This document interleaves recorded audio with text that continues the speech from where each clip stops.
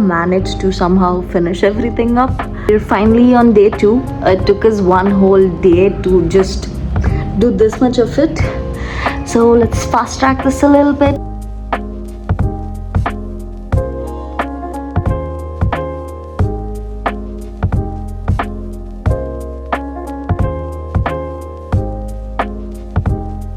It's finally standing by itself.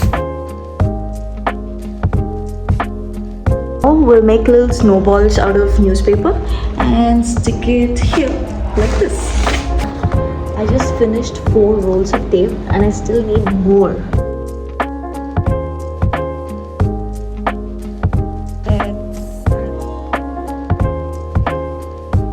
To mark what I made, like mine, like adding my style, I added ice because I'm kind of obsessed with them maybe. Okay, so it has been 24 hours since we started this project today and it's already night. We still have a lot to do, so let's speed this up.